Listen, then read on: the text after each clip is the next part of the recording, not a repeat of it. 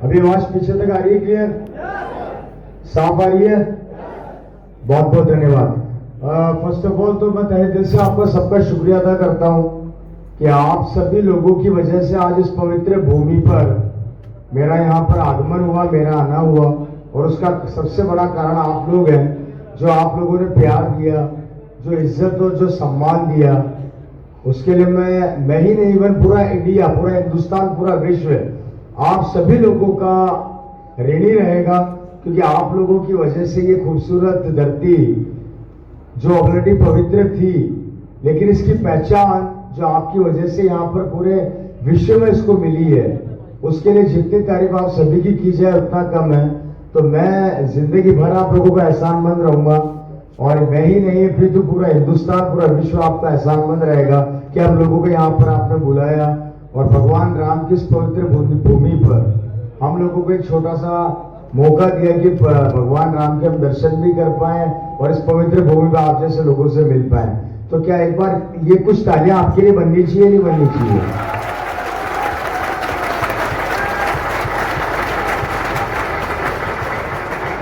आपके लिए तालियां इतनी कम बजाएंगे आप लोग?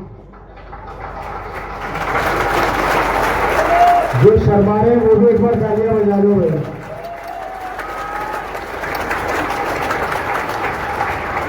बहुत बहुत धन्यवाद। मेरे को लगता है आपने जिंदगी में बहुत लोगों को यहाँ पे बोला होगा कि यहाँ पर आओ, पवित्र भूमि देखो, भगवान राम की वो जन्मभूमि देखो जहाँ भगवान राम स्वयं इस धरती पे आए। लेकिन कभी किसी ने आपके लिए इस तरीके से तालियां बजाई खुद के लिए? क्या आप बता भी रहे हो और खुद के लिए तालियां भी बजा रहे हो? ऐसा कभी हुआ है क्या? नहीं हुआ ना? यहाँ पे हो रहा है या नहीं हो रहा है? यहाँ पे आप खुद के लिए तालियां भी बता रहे हो और आपकी वजह से हम लोग आ भी रहे हैं। तो ये हमारा भी सौभाग्य, आपका भी सौभाग्य है।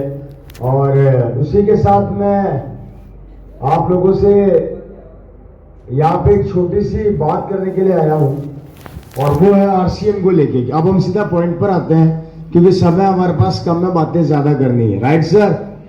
ये आरसीएम क्या है, आरसीएम क्या देता है, और आरसीएम रूपी अभियान में किस तरीके से एक आम आदमी की जिंदगी को बदला, वो सब डिस्कस करने हम लोग यहाँ पर इकट्ठा हुए हैं।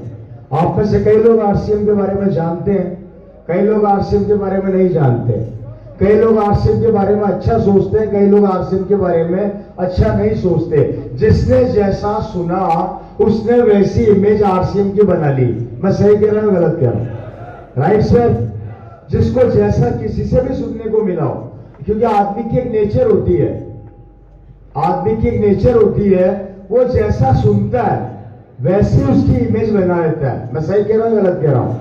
अगर मैं आपको बोलूं कि भगवान राम की मूर्ति बहुत ही खूबसूरत है, तो आपके दिमाग में खूबसूरत तस्वीर बनना चालू हो जाती है।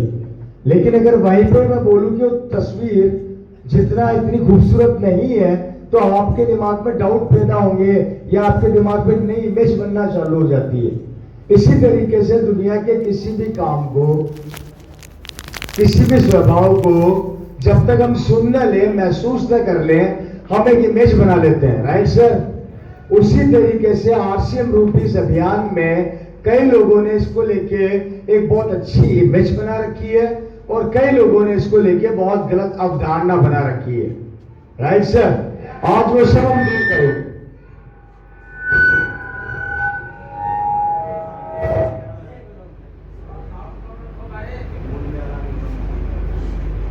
वो आज हम सब दूर करेंगे। Right sir? लेकिन मेरे को इसमें आपका साथ चाहिएगा। अगर आप लोग मुझे प्रॉपर ढंग से सपोर्ट नहीं करेंगे, तो शायद मैं अपनी उस बात को उस तरीके से रख ना पाऊं। क्योंकि दोस्तों, दुनिया में कभी भी कोई जीत होती है, वो किसी अकेले आदमी की नहीं होती, या तो किसी ग्रुप की होती है, किसी संस्था की होती है, किसी देश की होती है, या किसी गेम में खेलने वाले उन सब खिलाड़ियों की होती है। सही कह रहे हो, गलत कह रहा हूं? लेकिन ये अगर आपको सफलता चाहिए, तो आप सबको अपने विचारधाराएं मेरी विचारधारा से मिलानी पड़ेगी, और मुझे लगातार समर्थन देना पड़ेगा, क्योंकि बिना समर्थन के शायद मैं आप तक अपनी बात को ना पहुंचा पाऊं। और बात ये जानना बहुत जरूरी है ये जानना इसलिए जरूरी है दोस्तों, क्योंकि हम आज जिस पोजीशन पर हैं, हम जो भी कार्य कर रहे हैं, जो भी वर्क कर रहे हैं, आज जो भी मेहनत हम लोग कर रहे हैं, क्या हमें उस काम का 100% रिजल्ट मिल रहा है क्या? हेलो, नहीं मिल रहा। आज या बेटा हर एक आदमी अपनी जिंदगी के अंदर 100% परफॉर्मेंस देने के बाद भी 100% रिजल्ट नहीं ले पा रहा। अगर मैं आप लोगों से पूछूं, आप में से कितने लोग अपनी इनकम से सेटिस्फाई है?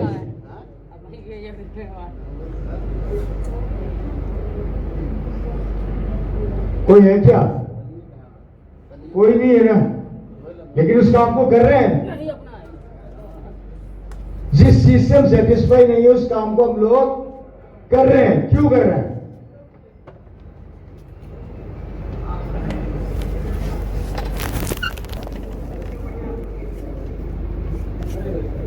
ये किसने सोचा?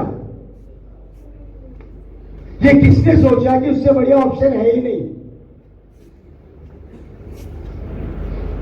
और खुद को किसने कहा सोचने के लिए? क्या अगर ऑप्शन नहीं होता तो ये इंडिया के जितने भी अरबपति क्यों बन जाते? क्योंकि टाइम, समय, मेन पावर उनके लिए भी वही जो हमारे पास है। उनके लिए भी 500 के नोट की वही वैल्यू है जो हमारे लिए है। उनके लिए भी सब्जी मार्केट में 50 रुपए किलो है तो हमारे लिए भी है।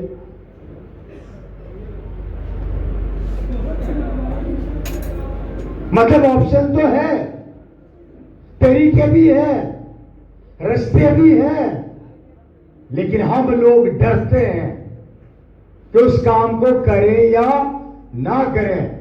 इसलिए इंडिया का आदमी की एक क्वालिटी है, वो काम बाद में चालू करता है, उस काम की नेगेटिव पिक्चर पहले अपने दिमाग में बनाता है। अगर नहीं हुआ तो, मैं आगे नहीं बढ़ा तो, मैं सफल नहीं हुआ तो, मैं जिंदगी में कुछ नहीं कर पाया तो, और इसी कारण से हम खुद लोग अपने आप को एक जगह पे आके रोक देते हैं, जिसे हम बोलते हैं सैचुरेशन पॉइंट। उस लेवल से आगे आदमी बढ़ ही नहीं सकता।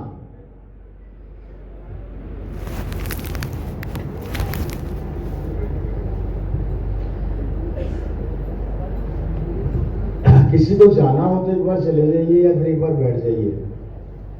क्या कोई रिश्तेदार आए हुए सिर्फ खास अपने, कोई मित्र आए हुए?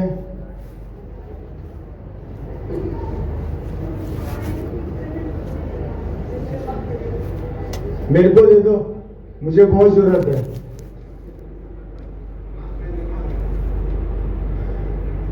राइट सर, आगे बढ़े। हेलो यार, पीछे के लोग शायद मेरी बातों से सेटिस्फाई नहीं है, बोलते नहीं है। आप बोलोगे या नहीं बोलोगे? तो बोल लो यार, मेरी शक्ल इतनी बुरी भी नहीं है। आई समझ, मैं इतना बुरा भी नहीं लगता जितना आप लोग सोच रहे हो यार। थोड़ा बहुत ठीक ठाक तो मैं भी लगता हूं, ऐसी बात नहीं है। वो अलग बात है कि मेरा कलर थोड़ा काला है, तो भगवान राम भी तो काले ही थे यार। इसमें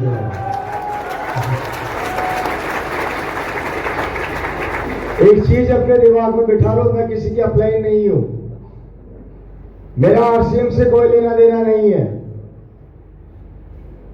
मुझे सिर्फ अपने दोस्त, अपने परिवार के हिस्से की तरह ट्रीट करो। अपना छोटा भाई मानो, बड़ा भाई मानो, और एक छोटा भाई बड़ा भाई आप लोगों से बात करने आया, बस इतना सा सोच के मेरी बात सुन लो।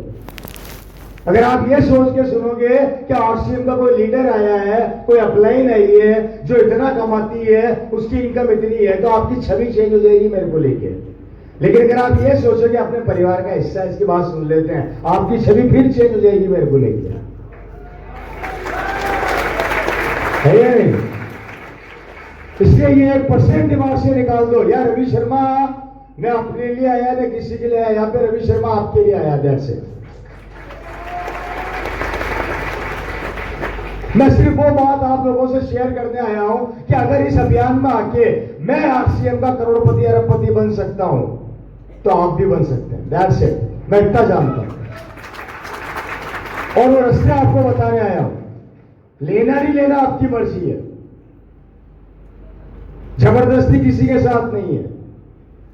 और एक बात अच्छे से बिठा लेना अपने दिमाग में आप आरसीएम अभियान को नहीं समझोगे, टेंशन मत पालना। अगली मीटिंग में कोई रामलाल फिर आके बैठेगा, वो समझ लेगा। आ रही है बात समझ? 24 साल हो गए समझाते समझाते। जिनको समझ में आया वो सब करोड़पति है, और जिनको समझ में नहीं आया वो सब रोडपति है।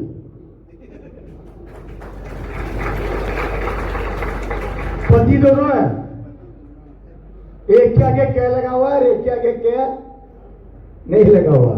तो निर्णय आज आपको लेके जाना है। हेलो, बात समझ आ रही है? थोड़ा गला खराब है, लगातार प्रोग्राम करता हुआ आ रहा हूं, इसलिए गले ने साथ देना छोड़ दिया। जबरदस्ती इसको उठा उठा के कोशिश कर रहा हूं, लेकिन कोशिश करूंगा, बेहतर करूंगा, अच्छा करूंगा, नहीं चाहिए। पूरी मीटिंग में पानी के हाथ हटा दो मेरे सामने से, लेकिन हाथ ही नहीं लगाना। Right sir? और बस इतना सा सपोर्ट कर दो मेरे को। अगर मेरी बात समझ में आए तो अपनी जिंदगी में उतार लेना, क्योंकि इस कलयुग के अंदर कोई भी नहीं आएगा आपके परिवार में इनकम पहुंचाने, और जो आएगा उसकी बात को ध्यान से सुनना और समझ लेना। क्या पता शायद उसको भगवान राम ने भेजा हो, क्या पता शायद उसको भगवान कि भैया आ जा और हमारे लोगों की जिंदगी बना जाए। क्योंकि अगर आप चाहो कि भगवान धरती पे स्वयं बता रहे, संभव नहीं है। वो अपने बंदों को बेचेंगे, तरीके बेचेंगे, पहचानना आपका काम है। क्या कहा था अर्जुन ने? अर्जुन ने क्या कहा था? अगर मैं शस्त्र उठा लेता तो युद्ध 2 दिन में खत्म कर देता, लेकिन मेरा काम शस्त्र उठाना नहीं है, मेरा काम सिर्फ रास्ता दिखाना है। चलना तुम्हारा काम है, चलना तुम्हारा काम है। नहीं तो अगर श्री कृष्ण शस्त्र उठा लिए होते तो 2 दिन में महाभारत खत्म हो जाती। इसलिए भाइयों, मैं सिर्फ आपको रास्ता दिखाने आया हूं। मैं ये नहीं बोलता मैं कृष्ण हूं, लेकिन मैं ये जरूर बोलूंगा कि उनके द्वारा भेजे गए हम वो लोग हैं जो एक आम आदमी की जिंदगी में खुशियां लाने का प्रयास कर रहे हैं, और पिछले 24 साल से कर रहे हैं। बहुत हो गया समझौते वाली जिंदगी को जीना, बहुत हो गया। अपने आप से एक सवाल करो, जब आप लोग छोटे थे आप सबके सपने बहुत बड़े बड़े थे। मैं सही कह रहा हूं, गलत कह रहा हूं? मेरे पास गाड़ी होगी, बंगला होगा, बैंक बैलेंस होगा, अयोध्या के अंदर सबसे खूबसूरत बंगला मकान मेरा होगा, मैं मंदिर में दान करूंगा, जब अयोध्या की नींव रखी जाएगी तो सबसे बड़ा पैसा मैं दूंगा। लेकिन जब आप 35 साल के या 25 साल के हुए तो पता लगा आपके सपने तो छोटे हो गए लेकिन उम्र बढ़ गई। ऐसा क्यों हुआ?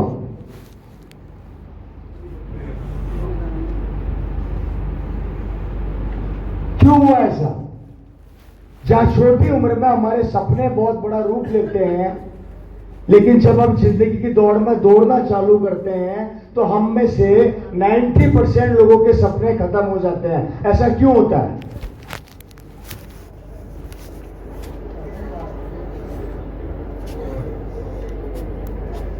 उसका कारण होता है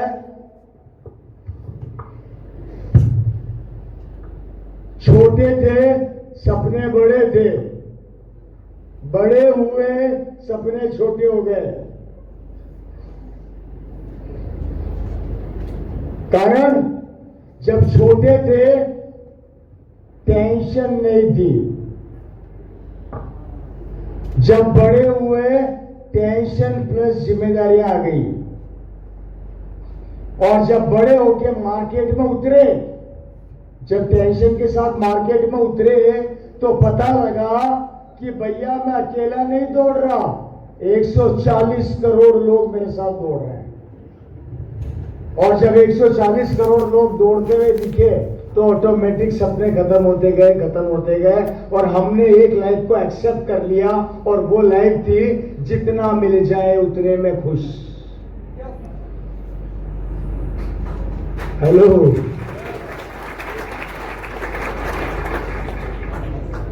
20,000 महीना मिल जाए घर का खर्चा निकल जाएगा, 40,000 मिल जाए, आहा, बच्चों की फीस भी चली जाएगी, घर का खर्चा भी निकल जाएगा, 60,000 मिल जाए, मोटरसाइकिल की किस्त भी निकल जाएगी, बच्चों की फीस भी निकल जाएगी, घर का खर्चा भी चल जाएगा। 80,000 मिल जाए तो एक छोटी सी कार खरीद लूंगा, और कार खरीद के उस कार की किस्तें भी निकल जाएगी, बच्चों की फीस भी निकल जाएगी, और घर का खर्चा भी चला जाएगा। और 1 लाख मिल जाए तो एक छोटा सा गांव अयोध्या के बाहर जाके प्लॉट खरीदूंगा, उस प्लॉट में छोटा सा मकान बनाऊंगा और मकान की किस्तें भरूंगा, और 60, 70, 80 हजार रुपए के चक्कर में जिंदगी के बाकी सपने खत्म हो गए, डेड हो गए, फिनिश हो गए, और हम लोग मात्र एक छोटे से दायरे में समेट के रह गए। सही कह रहा हूं या गलत कह रहा हूं? कारण कंपटीशन, कारण चैलेंज, कारण काम एक।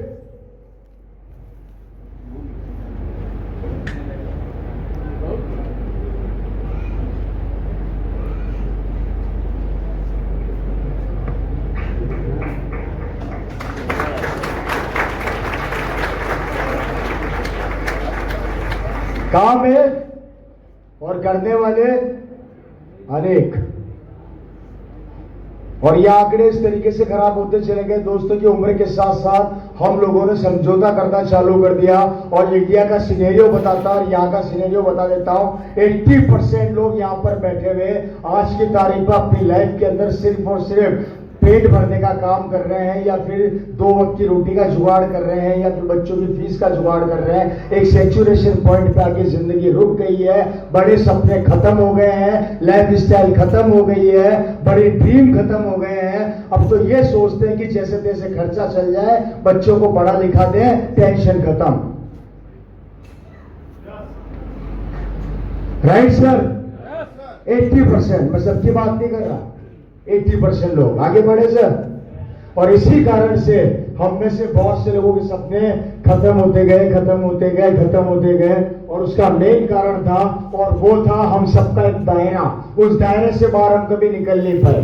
और दायरा क्या था, मैं समझा देता हूं। दुनिया में 4 तरह के लोग पाए जाते हैं। पहला, नौकरी करने वाले। दूसरा, बिजनेस करने वाले। तीसरा, खेती-बाड़ी करने वाले। और चौथा, स्टूडेंट।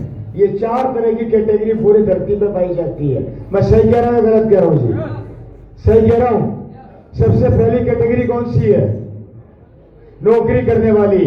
अगर इसका आंकड़ा पूरे वर्ल्ड वाइड निकाला जाए तो पूरे हिंदुस्तान ही नहीं, पूरे विश्व में लगभग 70 से 80% लोग इस काम के पीछे भागते हैं जिसको कहा जाता है नौकरी। Right sir? अब नौकरी क्या है इसको समझते हैं।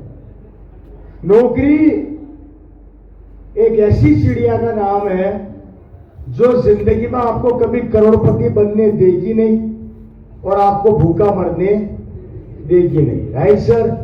ये आपको लाइफ के उस सैचुरेशन पॉइंट पे लाके अटका देती है जहां पर आपकी सोचने और समझने की शक्ति को ये खत्म कर देती है। मैं नौकरी को कहता हूं मेरे शब्दों में, ये वो दीमक है जो लकड़ी बाहर से तो बड़ी सुंदर लगती है पर अंदर ही अंदर इंसान को खोखला कर देती है।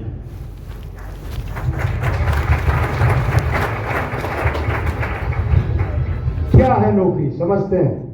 समझना, आज से लगभग 90 साल पहले जो हमारे पूर्वज लोग किया करते थे, हम सबको वही काम सिखाया। Am I right या wrong? अगर आपके दादा परदादा नौकरी करते थे तो आपको क्या सिखाई? इन्होंने क्या सिखाई? इन्होंने अपने बच्चों को क्या सिखाई? Right sir? ये हमें कहां से मिली? पूर्वजों से। अगर आपके पूर्वज बिजनेस करते हैं तो हमें क्या सिखाया? हमने अपने बच्चों को क्या सिखाया? इन्होंने अपने बच्चों को क्या सिखाया? Business, business, business. Right sir? खेती बाड़ी करते थे तो खेती बाड़ी, खेती बाड़ी, खेती बाड़ी। Right sir?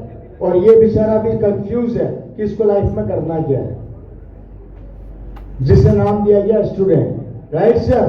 सबसे पहले हम इसकी बात करते हैं। ये जो हमें हमारे पूर्वजों से सिखाई गई, अगर वो नौकरी करते थे तो हमें नौकरी करना सिखाया गया और हमने हमारे बच्चों को नौकरी करना सिखाया। अगर आप बिजनेस करते थे तो आपके दादा परदादा ने आपको बिजनेस सिखाया, आपने अपने बच्चों को बिजनेस सिखाया और ये परंपरा पिछले 50 साल 60 साल से लगातार चलती आ रही है। इस परंपरा को हम लगातार निर्वाह करते चलते आ रहे हैं। मैं सही कह रहा हूं सर? मेरे को एक चीज बताइए, 60 साल के पीरियड में इस काम को करके, चाहे वो नौकरी हो, चाहे वो बिजनेस हो और चाहे वो खेती बाड़ी हो, आज से 90 साल पहले हमारे पूर्वज ही करोड़पति नहीं बन सके तो हम कैसे बन जाएंगे? और हम नहीं बन पाएंगे तो हमारे बच्चे कैसे बन जाएंगे? ये समझा दो मेरे को।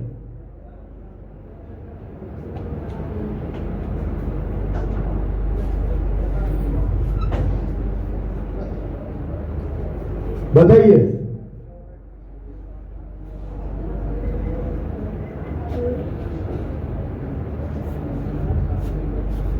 बात समझ आ रही है नहीं आ रही है? अगर इन 3 कामों को करके मेरे दादा परदादा ही करोड़पति नहीं बन सके और मुझे भी आज भाई स्ट्रगल करना पड़ रहा है, तो आप लोगों को क्या लगता है हमारे आने वाली पीढ़ी करोड़पति बन जाएगी क्या? और हम उनको क्या सिखा रहे हैं? अगर मैं 40,000 का नौकर हूं तो 60,000 का बन जा, पर बन क्या? अगर मैं बिजनेस करता हूं, मेरे अगर सेल 50,000 की है तो मैं क्या सिखाऊंगा अपने बच्चे को? तू 1 लाख की कर, पर कर क्या? बिजनेस। अरे इस काम को करके ये लोग करोड़पति नहीं बन सके तो हम कैसे बन जाएंगे? और हम नहीं बनेंगे तो आपकी आने वाली जनरेशन कैसे बन जाएगी? मुझे इस सवाल का जवाब आप लोग दे दो।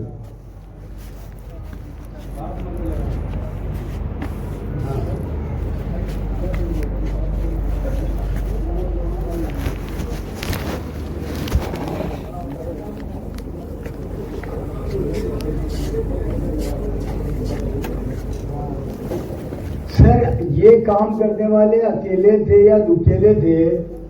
और इनके साथ जिन्होंने दुकेला काम भी किया उनको न तो किसी ने रोका न हमें किसी ने रोका।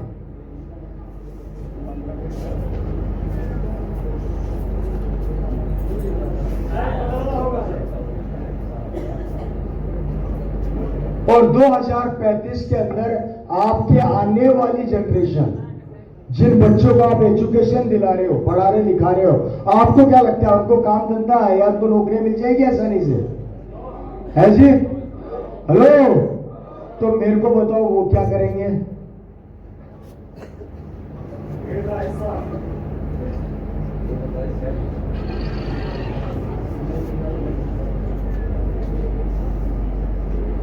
बहुत अच्छा हथियार पकड़ा मिशन।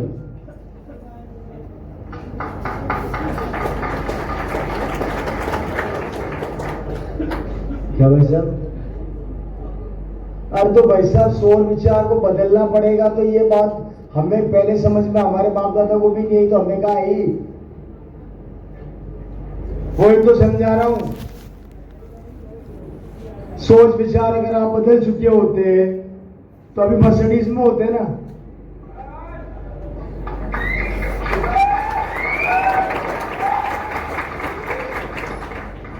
ये इंतजार कर रहे हैं कि एक दिन बदलेंगे, और वो एक दिन कब आएगा ये नहीं पता, पर एक दिन बदलेंगे। जिसको देखो एक बात पूछो, एक दिन मैं करके दिखाऊंगा, दिन कब आएगा ये नहीं पता।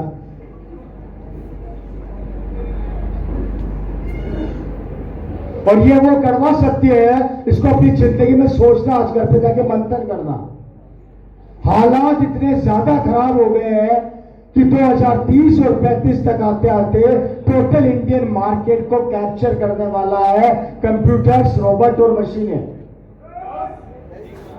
Right sir? समझना। रिसेंटली आपको अच्छा एग्जांपल देता हूं।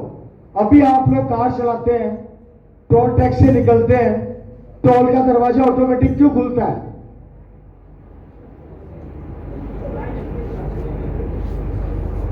कारण उसके आगे क्या लगा हुआ है? एक स्टिकर। आपको पता है स्टिकर लगने से 60,000 लोगों को एक दिन में नौकरी से निकाल दिया। मतलब वो एक स्टिकर 60,000 लोगों की नौकरियां खा गया, परिवारों को बर्बाद कर दिया। इन्फोसिस ने अभी 2,000 लड़कों को नौकरी से निकाला। एप्पल कंपनी ने 1,000 लड़के लड़कियों को नौकरी से निकाल दिया, सॉफ्टवेयर अपडेट कर दिया, सॉफ्टवेयर ऑटोमेटिक काम कर रहा है। जापान और चीन ने रोबोट बना दिए जो 24 घंटे काम करते हैं, न रोटी मांगते हैं, न कपड़ा मांगते हैं, न सैलरी मांगते हैं साले।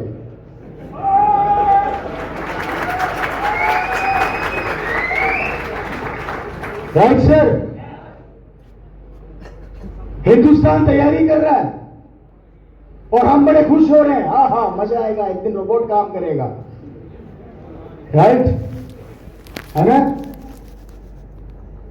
अच्छा, आश्चर्य की बात तो ये नहीं है, आश्चर्य की बात तो ये है, इन सबको बनाया किसने और ये खा किसको रहा है? वाह, हमने खुद ने हमारी बर्बादी का रास्ता खोल दिया। आ जा और मुझे बर्बाद कर। 2035 के आंकड़े बता रहे हैं इंडिया के अंदर टोटल रोबोटिक्स हर चीज हो जाएगी, और हो रही है। बैंक में लाइन में लगा करते थे, बैंक जेब में चल रहा है सारा।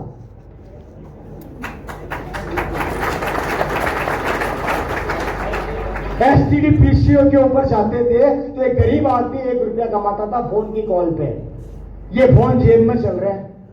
ऐसी की तेजी हो गई उसकी। इंश्योरेंस कंपनी वाले बेचारे सड़क पे भागते थे, इंश्योरेंस करा लो, इंश्योरेंस करा लो, ये जेब में चल रहा है।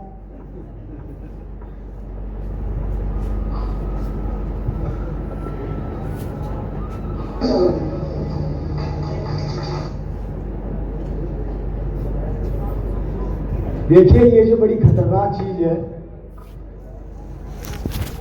ये बहुत डेंजरस चीज है।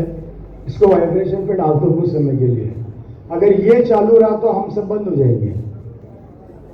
इसको कुछ समय के लिए बंद कर दो, ये बहुत डेंजरस चीज है, ये लोगों को खाई जा रही है। हवाई जहाज में जाता हूं तो आधे से ज्यादा लोग इसी में घुसे रहते हैं, ट्रेन में सफर करता हूं तो इसी में घुसे रहते हैं। मैंने तो कई लोगों को दूसरी ट्रेन में चढ़ते हुए देखा है इसके चक्कर में। ट्रेन इधर खड़ी, चढ़ इधर गया, क्योंकि दिमाग इसी में था। होता है कि नहीं होता है? इसको थोड़ी देर शांत कर दो, नहीं तो ये कहीं का नहीं छोड़ेगा। सही बता रहा हूं, समझने वाली बात सिर्फ इतना समझाने का प्रयास कर रहा हूं, और ये आपके बच्चों के लिए कर रहा हूं, मेरे लिए नहीं कर रहा। घर जाकर आज चिंतन करना, मंथन करना। अगर यही हाल रहा तो 2030-35 में आपका बच्चा 90% से पास हो जाए, 98 से हो जाए, चाहे 99% से पास हो जाए, वो पास तो हो जाएगा, लेकिन काम कहां से लाओगे, रोजगार कहां से लाओगे, उसके लिए धंधा कहां से लाओगे?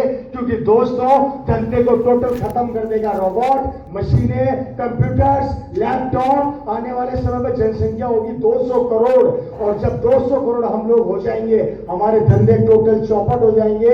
शुरुआत हो चुकी है, बर्बादी स्टार्ट हो चुकी है। हर जगह पर जाओ तो मशीनें काम कर रही है। सारा एयरपोर्ट पर जाओ तो मशीनें, एयरपोर्ट से बाहर रेलवे स्टेशन पर जाओ तो मशीनें, टिकट निकाल लिए तो मशीनें। पहले आदमी काटता था, अब टिकटें मशीनें काट रही है। 1 सेकंड में बटन दबाओ, टिकट बाहर।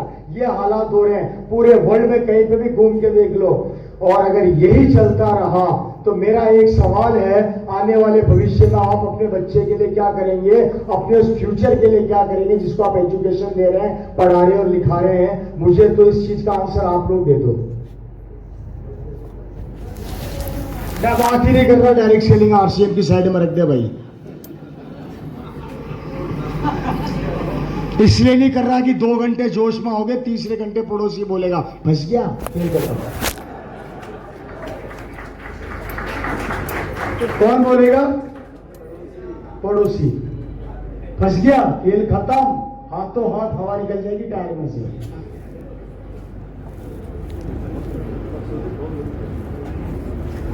मत देखो एक दूसरे को, मुझे पता है जो बोलता है उसको आप भूल रहे होंगे, और ये प्रैक्टिकल है।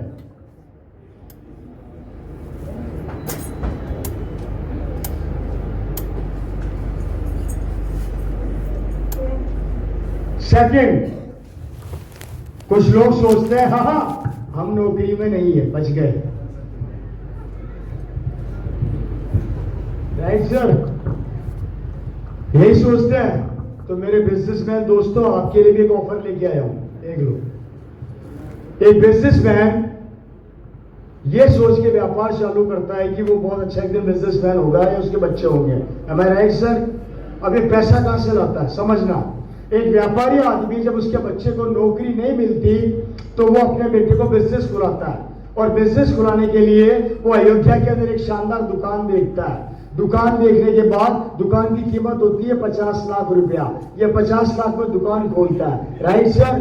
ये 50 लाख ये आदमी कहां से लाता है? 3 से 4 रास्ते हैं। पहला, मकान बेच के, दूसरा लोन लेके, तीसरा बाप दादा की जमीन बेच के, और चौथा मार्केट से उधार लेके। Right sir?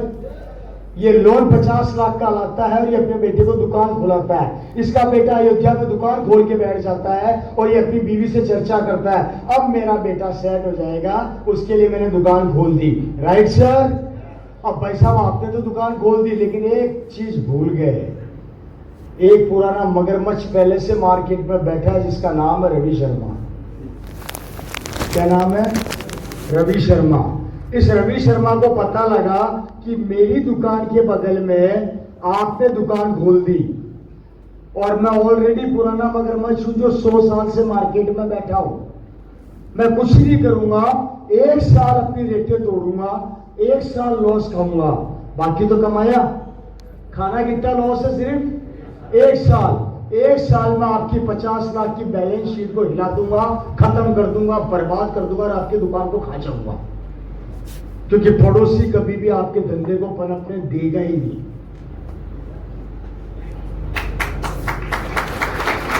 है और कंपटीशन है।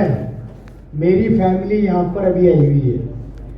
अभी मैंने जैसे कार एंटर करी अयोध्या में, मुझे सड़क की साइड में लड़कों ने घेरा।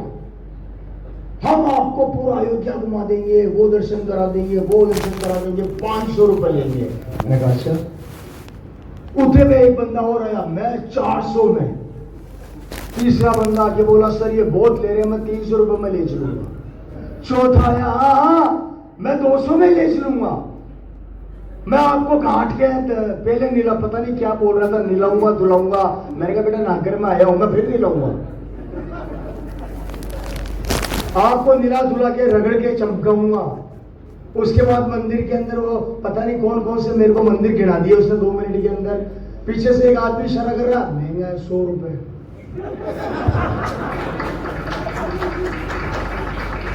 अब ये होता है कि नहीं होता मुझे नहीं पता, होता है ना।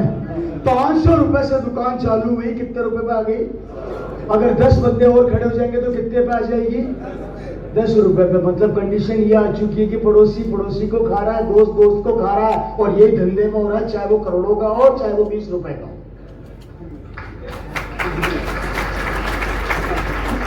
अब क्या करोगे?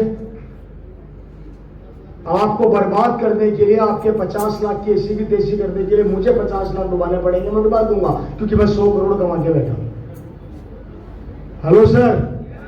तो बिजनेसमैन अपने दिमाग से गलतफहमी निकाल देना कि आप लोग करोड़ों रुपया लगाकर भी अपने बच्चे को सिक्योर नहीं कर सकते, क्योंकि जिस दिन पुराना मगरमच्छ मार्केट में आ गया आपके बच्चे को खा जाएगा। और पूरे इंडिया में यही हो रहा है।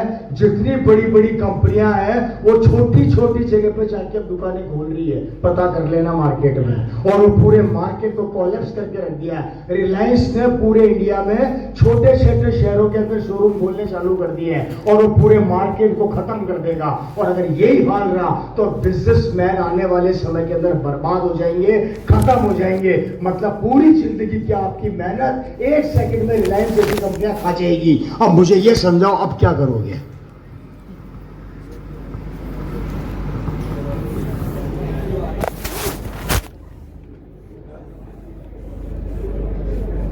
किसी को मजाक लग रही है तो मजाक में लीजिएगा, लेकिन इंतजार कीजिएगा 2030 के अंदर ये होगा।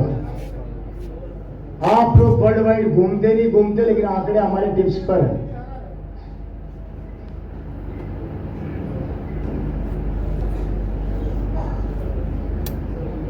टेंथ की मार्कशीट का भी रिजल्ट आया। मेरे पड़ोस के 5 मकान छोड़ के एक लड़के के 98% बने। लड़के के पिताजी ने पूरी कॉलोनी में मिठाई बांटी। मैंने उससे पूछा मिठाई किस खुशी में? मेरा बेटा 98% से पास हुआ। मैंने कहा अब मैं मेरे बेटे को देखना, अब आने वाले समय में बहुत कमाल का इंजीनियर बनाऊंगा। मैंने कहा अच्छा फिर? बोला देखना इंजीनियर बनते इसको नौकरी मिल जाएगी। मैंने कहा कौन सी गलत फहमी में जी रहे हो आप? मेरे को तो अंकल पहले ये समझा दो कि 98% वाला पूरी धरती पे आप ही का बेटा है क्या? बोले नहीं औरों के भी है। तो मैं क्या वो क्या वहां पे चूड़ियां पहन के बैठे रहेंगे क्या? जो दिमाग आप लगा रहे हो लगा चुके। और आपको बता दूं सभी को, दिल्ली के अंदर 98 से लेके 99% तक के लड़के लड़कियां आज की तारीख में IT सेक्टर के बाहर खड़े होकर नौकरियां ढूंढ रहे हैं, उनको काम नहीं मिला।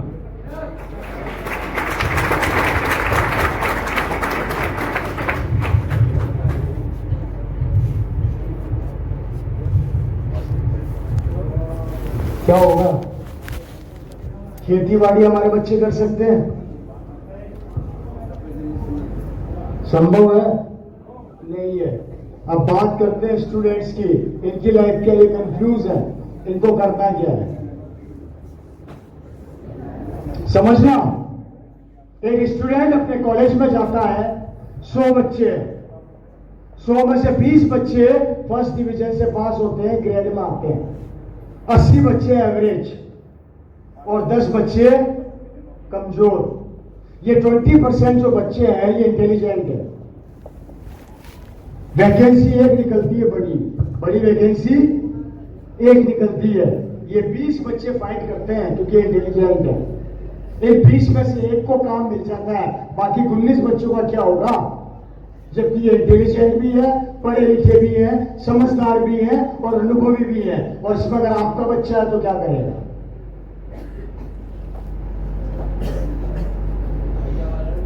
और इनकी छोड़ो, इन 80% का क्या होगा, इन 80% का। अगर इसमें बच्चा आपका बच्चा तो जरा सा कमजोर हो गया तो ये क्या करेगा? इसकी छोड़ो, ये 10 बच्चे जो फेल हो गए ये क्या करेंगे?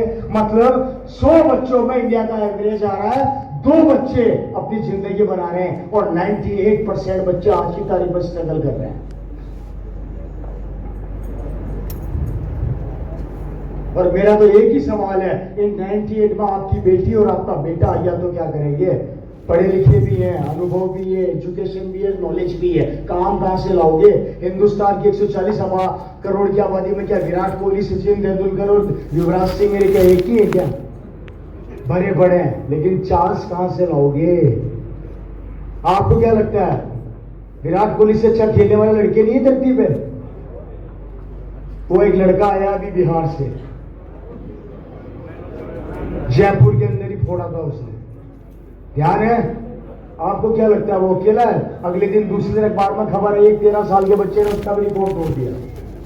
लो साहब, अब इन लोगों को चांस नहीं मिलेगा तो ये बच्चे क्या करेंगे आगे? समझने वाली बात यहाँ पे ये आ रही है, मैं आपको मार्केट का पहले वो सिनेरियो दिखा रहा हूं जिस कारण से RCM क्यों जरूरी है, आपके दिमाग में समझ में आ जाए।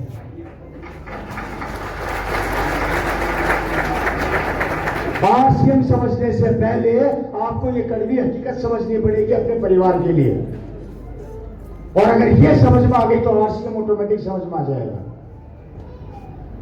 और इसी कारण से हिंदुस्तान के हर परिवार के अंदर एक बेरोजगार बैठा है।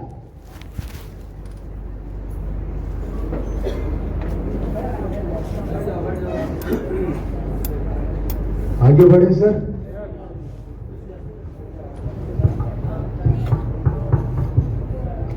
बोल तो नहीं हो रहे? किन किन को मेरी बात समझ में आ रही है?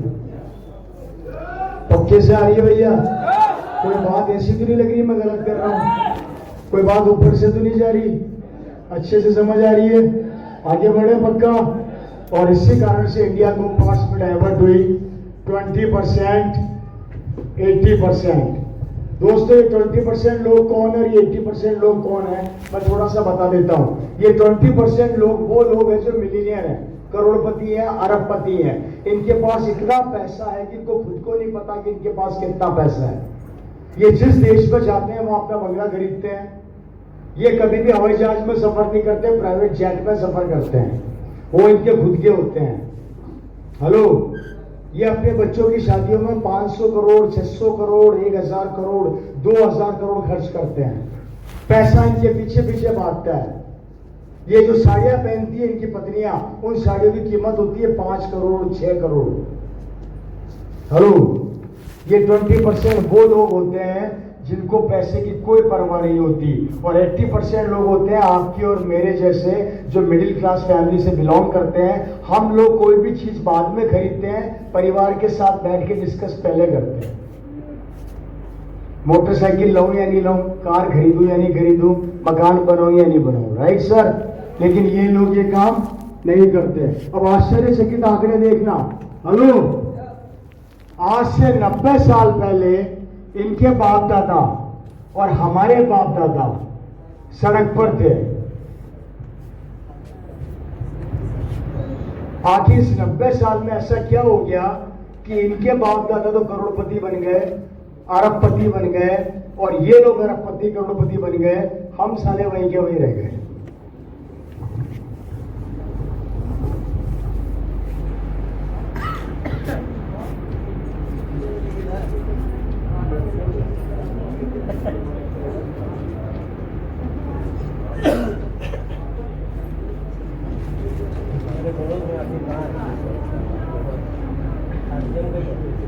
सवाल समझ में आया? 90 साल पहले इनके पूर्वज भी सड़क पर थे, हमारे पूर्वज भी सड़क पर थे। 90 साल के पीरियड में ये लोगों के पास तो इतना पैसा आ गया कि खत्म होने का नाम नहीं ले रहा, और हम वहीं के वहीं रह गए। आखिर ऐसा क्या हो गया, जबकि 90 साल पहले इनके दादा परदादा भी उसी सड़क पर खड़े थे जहां हमारे खड़े थे। उन्होंने ऐसा 90 साल में क्या कर दिया कि वो लोग अरबपति बन गए, हम नहीं बन पाए?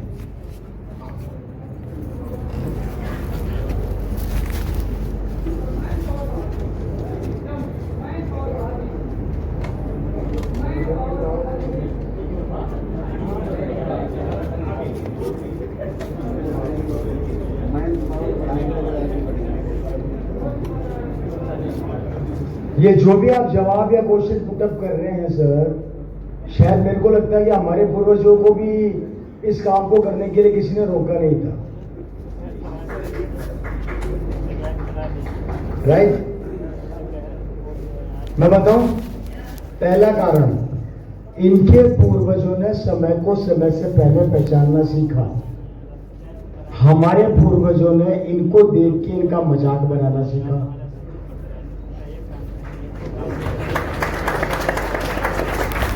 जब ये काम कर रहे थे तो हमारे पूर्वज इनको बोला करते थे, हैं बनेगा करोड़पति, शकल देखिए आईने में, और ये काम किए जा रहे थे। और हमारे पूर्वज उस समय मजाक बनाए जा रहे थे। इसी कारण से वो लोग मजाक का हिस्सा रह गए और ये कर गए।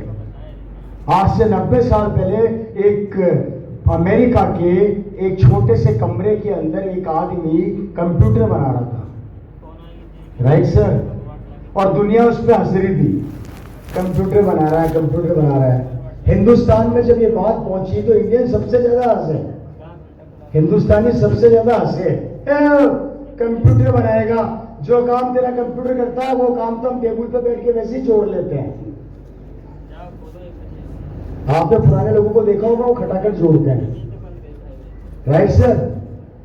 उनकी मजाक बनाई जा रही थी उस आदमी की, लेकिन उस आदमी ने समय को समय से पहले पहचान लिया, और हमारे इंडियंस उस समय हंस रहे थे।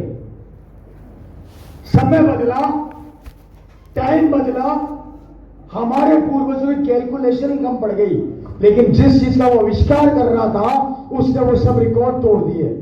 और आज की तारीख में वही मशीन हिंदुस्तान के अंदर सबसे ज्यादा काम कर रही है, जिसको आप बोलते हैं अपनी लैंग्वेज में कंप्यूटर्स, लैपटॉप, राइट सर? और हम लोग हंस रहे थे उस समय, हंसते रह गए। और वो आदमी और कोई नहीं है, वो है बिल गेट्स, जो सॉफ्टवेयर कंपनीज का मालिक है। बिल गेट्स, उसने कंप्यूटर का जब आविष्कार उस समय किया था, तब लोग हंसा करते थे, मजाक बनाया करते थे, और वही परंपरा हम लोग आज भी निभा रहे हैं। जब आपको कोई आरसीएम बताने आता है तो हम उसको पहले बोलते हैं, पहले तेरा चेक तो आने दे, फिर मैं करूंगा। पहले तेरी गाड़ी तो लिया, फिर मैं घूमूंगा। पहले तू कार तो खरीद ले, फिर मैं बैठूंगा। अरे तू तो कुछ करके बन जा। अगर तू बन गया तो मैं समझूंगा मैं बन गया।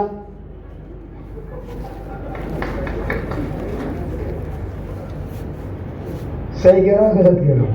हम वही गलती 2025 में कर रहे हैं। हम कुछ होने का इंतजार कर रहे हैं कि तू बन जा, फिर मैं करूंगा। मत करो, ये गलती बंद कर दो। अब तो सीख लो, अब इनसे तो सीख लो। इन्होंने 90 साल पहले ये गलती करी, आज हमारे बच्चे बेचारे स्ट्रगल कर रहे हैं। अगर 90 साल पहले ये हंसते नहीं और काम कर लेते तो शायद आज हमारे बच्चे अरबपति होते हैं।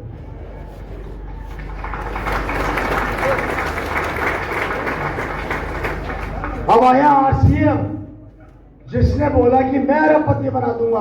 अभी भी लोग हंस रहे हैं, पहले तू तो बन जा। अरे तू ये बोलने से तो अच्छा काम कर ले यार, क्या पता बन जाएगा। आगे बढ़े सर।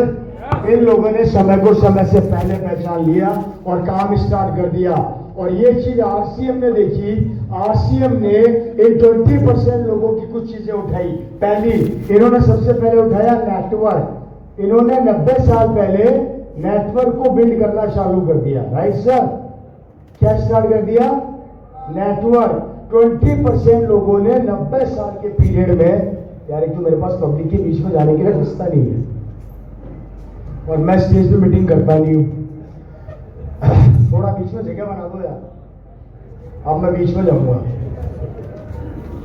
मुझे घबराहट होने लगी ऊपर स्टेज पे। Right sir? अब मजा आ रहा है। 90 साल पहले इन लोगों ने क्या बनाना स्टार्ट किया? नेटवर्क। अब नेटवर्क की ताकत देखना। एक कंपनी है जिसका नाम है बाटा। नाम सुनते हैं, जानते हैं? बाटा जूता बनाता है। 90 साल पहले बाटा ने जब काम चालू किया तो उससे काम नहीं संभला, तो उसने अपनी दुकानें खोलना चालू किया। Right sir? Example figure note करिएगा। बाटा की पूरे इंडिया में आज की तारीख में 1000 दुकानें हैं। कितनी? 1000 दुकानें हैं। अब समझना, अगर मान लेते हैं आपके शहर अयोध्या की एक दुकान बंद हो जाती है तो कितनी दुकानें बची? 999 दुकानें। कितनी? कितनी? कितनी? इसलिए हम जिंदगी में असफल है। अगर आप में से एक आदमी मुझे साबित कर दे कि 999 बच गई, मैं आरसीएम आज छोड़ दूंगा। नहीं तो मैं साबित कर देता हूं कि ये 999 नहीं है। करूं? करूं? करूं? अरे मेरे बुद्धिजीवियों, जिस 12 घंटे में अयोध्या की एक दुकान बंद होगी, क्या उस 12 घंटे में पूरे इंडिया में 2 और नहीं खुल चुकी होगी? है? बात समझ आई? तो मुझे बताओ, ये फिगर कभी नीचे आएगा क्या? ये 1000 दुकानें क्या होगी अब? 10,000। और 10,000 कितनी हो जाएगी आने वाले समय में? अब मुझे समझना, मान लेते हैं कि 1,10,000 दुकान है। एक दुकान से बाटा को 1 रुपया जा रहा है तो कितना बचा पर डे? पर डे का कितना हुआ? 1 रुपया जा रहा है एक दुकान से। 10,000 दुकान से कितना गया? 10,000। एक दुकान से अगर उसको 100 रुपया जा रहा है तो 1000 दुकानों से कितना हुआ? 1 लाख। और अगर मान लेते हैं कि एक दुकान से उसको 1000 जा रहा है तो 1000 इंटू 1000 कितना हुआ? और अगर एक दुकान से उसको 2000 जा रहा है तो 1000 दुकानों से कितना हुआ? अब ये सोचो, अमाउंट तो बढ़ रहा है, दुकानें भी तो 1000 की रहेगी, वो भी तो बढ़ेगी। अब वो 1000 की दुकानें मान लो 10 लाख हो गई तो कितना हुआ? है कोई कैलकुलेटर तुम्हारे पास करने के लिए? आउट ऑफ स्टॉक, निकल गया दिमाग से बाहर। जिस तरीके से उसने अपने इनकम को बढ़ाया, उसने अपनी दुकानें भी बढ़ा दी। आई समझ? अब उसको घाटा होगा क्या? नुकसान होगा क्या? अब मुझे बताओ, वो आदमी जिंदा रहेगा या ना रहेगा? उसके परिवार में पैसा जाएगा कि नहीं जाएगा? हेलो? जाएगा नहीं जाएगा? अब इसको थोड़ा सा समझाता हूँ प्रैक्टिकली। आप लोग रतन टाटा का नाम जानते हैं? अभी मर गया रतन टाटा जी, हमारे बीच में नहीं रहे। क्या टाटा की गाड़ियां आना बंद हो गई? टाटा के ट्रक बनना बंद हो गए? हेलो, टाटा का नमक बिकना बंद हो गया? नहीं हुआ ना, सब काम चल रहा है। लेकिन आदमी तो मर गया, तो फिर काम बंद क्यों नहीं हुआ?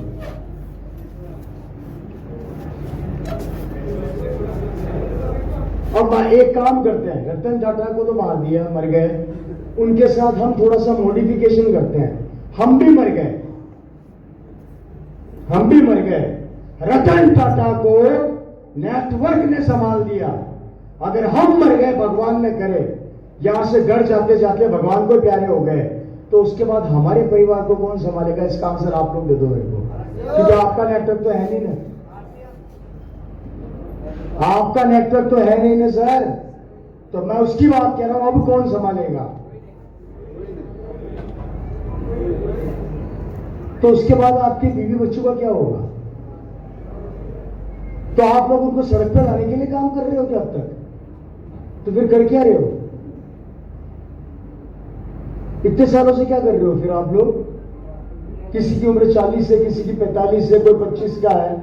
जब आपको आपके परिवार की सिक्योरिटी का नहीं पता, तो फिर आप काम किसके लिए कर रहे हो? मेरे तो यही समझ में नहीं आ रहा अभी तक। बुरा मत मानना, छोटा भाई हूं, बात कड़वी है पर सच्ची है। बुरा मत मानना, छोटा भाई हूं, बात कड़वी है पर सच्ची है। वहां पर तो रतन टाटा ने संभाल लिया।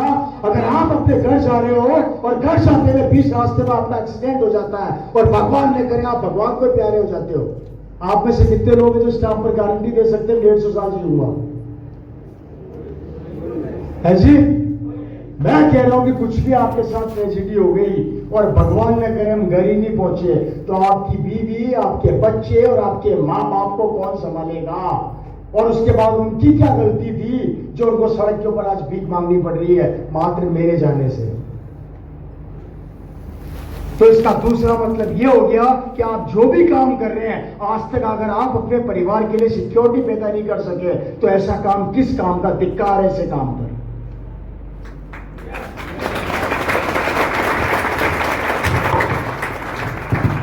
अब बताइए सर, क्या करेगा वो?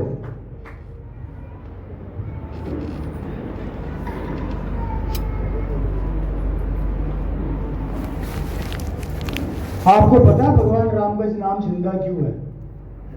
जानना चाहते हैं?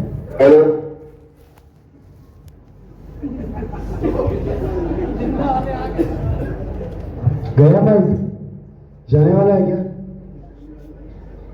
आपको पता है भगवान राम जो यहाँ पर पैदा हुए, उनका वो जिंदा क्यों, उनका नाम जिंदा क्यों है? क्योंकि उनके लिए नेटवर्क काम कर रहा है। अगर मैं बोलूंगा ना यहाँ पे, बोलो भगवान श्री राम जी की, मैंने बोला जय बोलने के लिए, मैंने किसी को कहा जय बोलो? क्यों बोले आप एक साथ?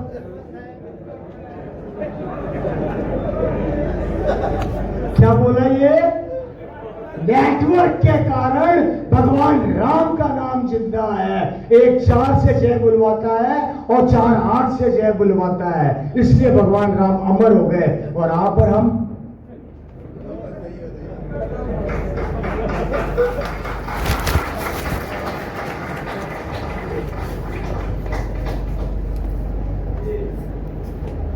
चलो एक काम करना, मेरे कहने पे कर सकते हो, मरना तो बहुत दूर की बात है, छोटा सा काम करोगे? बोर तो नहीं हो रहे? एक छोटा सा काम कर देना, आज यहां से मीटिंग से बाहर निकलना, आप सब लोग अपना मोबाइल को स्विच ऑफ कर देना। क्या करना? और 5 दिन तक उस फोन को ऑन मत करना।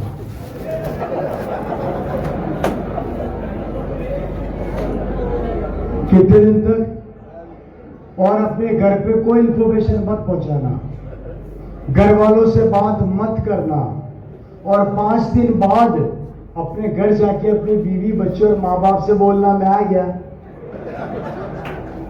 अब वो क्या करेंगे? प्यार करेंगे, पीटेंगे? पीटेंगे। उस 5 दिन के पीरियड में आपको परिवार वाले ढूंढ रहे होंगे, रिश्तेदार ढूंढ रहे होंगे, यहां तक कि पुलिस वाले भी ढूंढ रहे होंगे। सही कह रहा हूं, गलत कह रहा हूं? उस 5 दिन के पीरियड में आपकी बीवी का रो रो के बुरा हाल हो जाएगा, आपके बच्चे घर के बाहर बैठे आपका इंतजार कर रहे होंगे, और आपके माँ बाप डेली भगवान की अगरबत्ती जला रहे होंगे कि हे प्रभु मेरा बच्चा टाइम पर घर आ जाए। और किसी दिन 5 दिन में आपके परिवार की ये हालत हो गई, मैं तो कह रहा हूं किसी दिन वो घर पहुंचे ही नहीं तो क्या होगा? इसका आंसर आप लोग दे दोगे?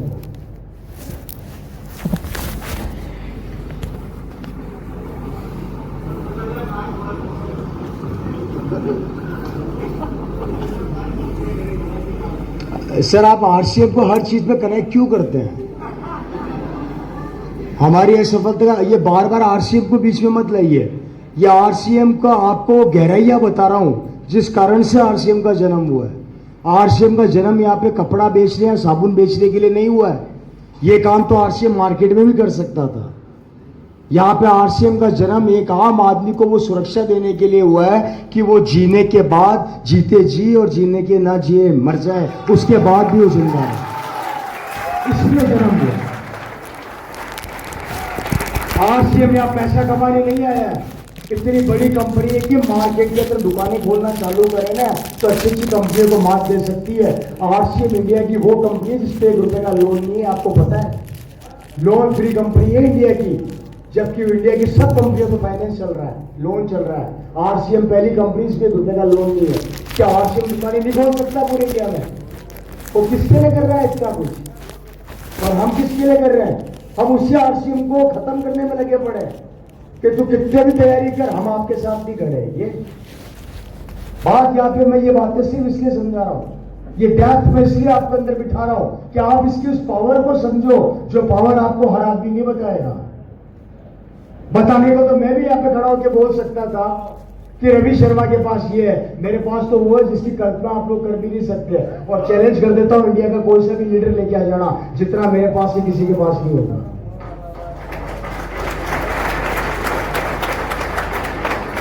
उसके बावजूद भी अभी तक मैंने अपनी इनकम बताई? मैंने अभी तक बताया मेरे पास क्या है? मैंने कोई फालतू चर्चा करी? मैं आपको वो कड़वा सत्य बता रहा हूं जिस सत्य को आप स्वीकार कर लो। और आरसीएम इसी सत्य को आपकी जिंदगी के अंदर लाया है कि भैया अगर तूने ये नहीं किया तो एक दिन तेरा और तेरे आने वाला भविष्य खत्म हो जाएगा। तेरे बच्चे सड़क पे भीख मांगेंगे, जिसे तू न रोक सकता है न मैं रोक सकता हूं। अगर रोकना है तो सिर्फ एक ही आदमी रोक पाएगा, और वो है आरसीएम।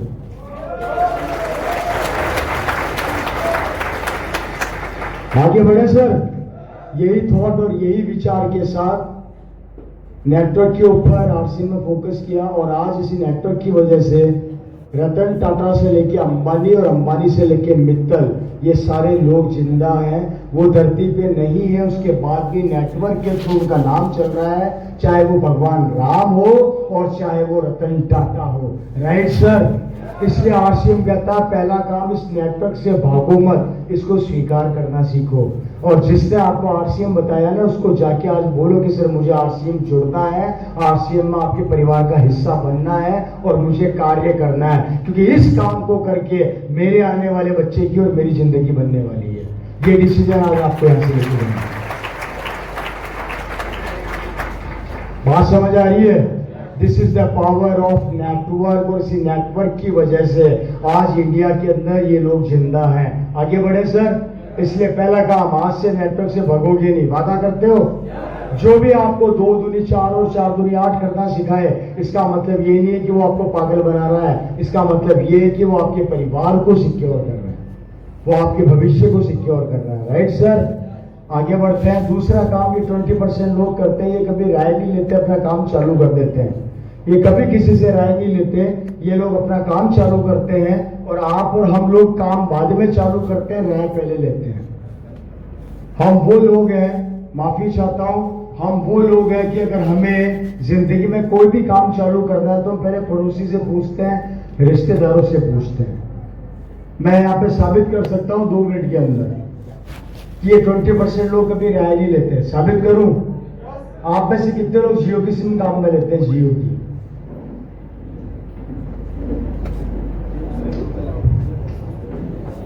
जियो की सिम काम में लेते हो? खड़े हो जाओ।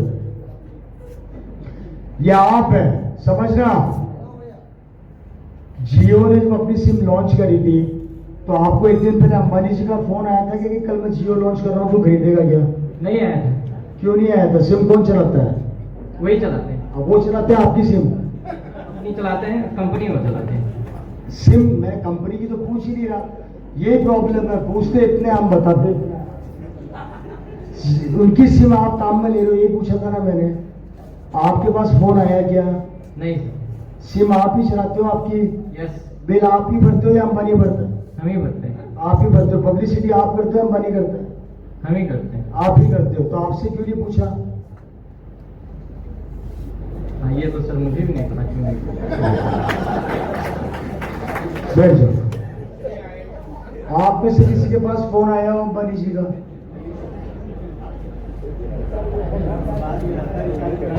उनका प्रोडक्ट हम काम में ले रहे हैं, पब्लिसिटी हम कर रहे हैं, सिम हम चला रहे हैं, बिल हम भर रहे हैं, तो हमसे तो पूछना चाहिए कि लॉन्च करूं या नहीं करूं।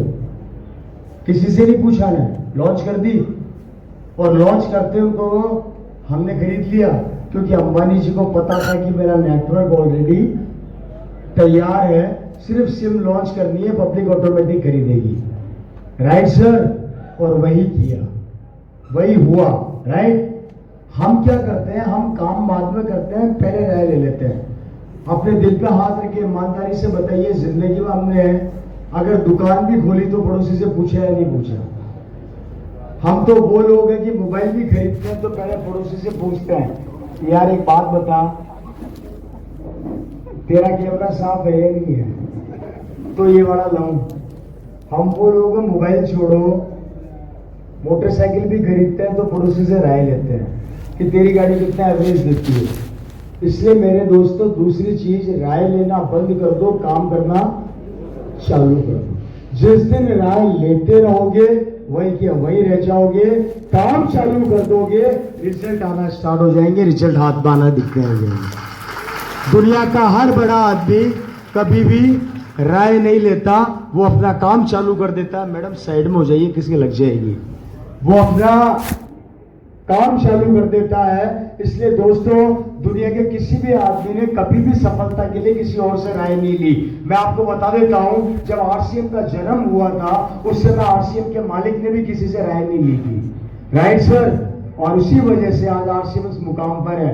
मेरे फादर ने जब आरसीएम चालू किया था, तब उन्होंने भी किसी से राय नहीं ली थी, चालू कर दिया था। और जो राय लेते हैं वो जिंदगी भर राय लेते चले जाते हैं। इसलिए राय लेना बंद कर दो। मेजर ये दो काम पर आप फोकस कीजिए।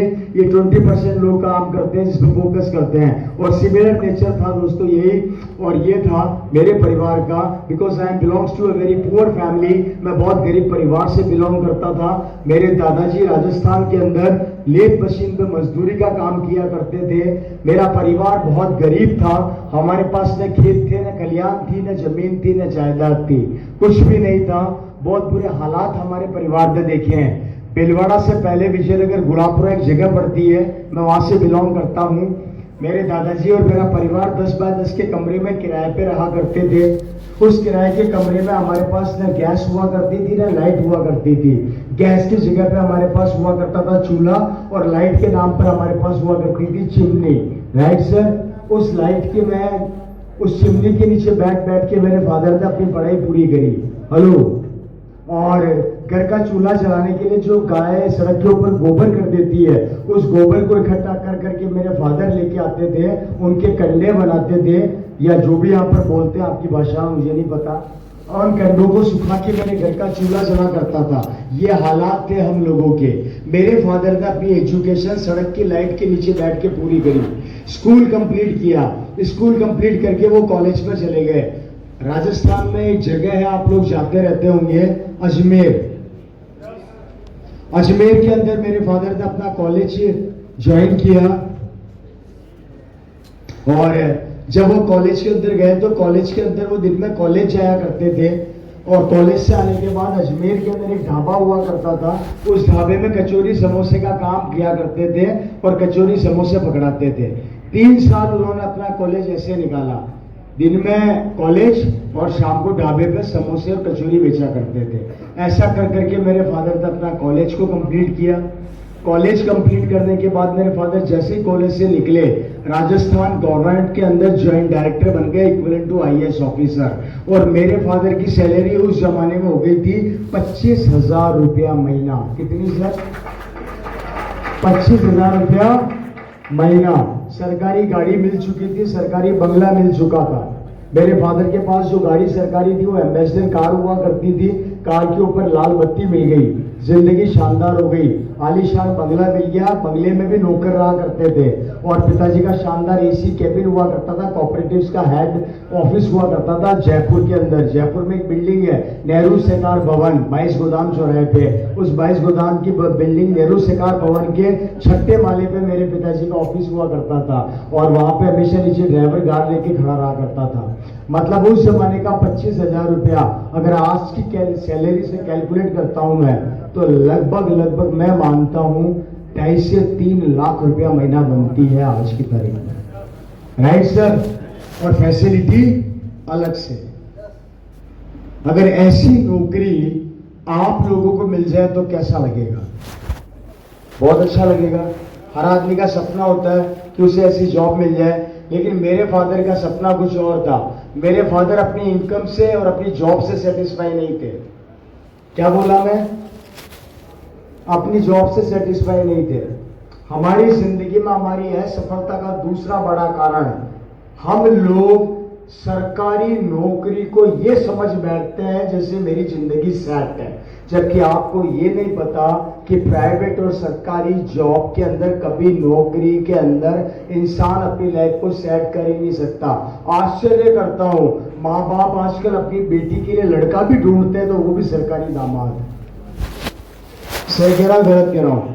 मिलना चाहिए तो सरकारी दामाद मिलना चाहिए। पता नहीं ऐसा क्या सरकार ने दे दिया कि आप लोग जॉब के पीछे इतने पागल हो रहे हैं।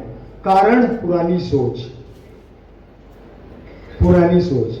मुझे एक चीज समझा दो, मुझे एक चीज समझा दो, मैं खुद जॉब कर लूंगा, और नहीं समझा पाए तो आप लोग आरसीएम कर लेना, ठीक है? पूछूं? मुझे इतना सा बता दो, वो सरकारी जॉब जो मेरे फादर के पास थी, या आपको मिलेगी, या आप पीछे भागते हैं, या आप दामाद ऐसा ढूंढते हैं, मुझे इतना सा बताओ, वो सरकारी जॉब के अंदर वो लाल बत्ती मेरे पिताजी की थी या सरकार की थी?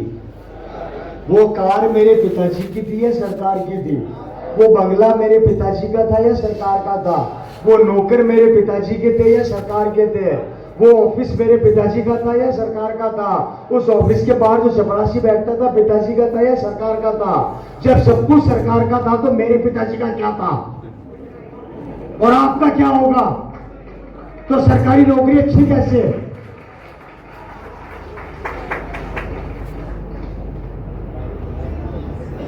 तो नौकरी अच्छी कैसे?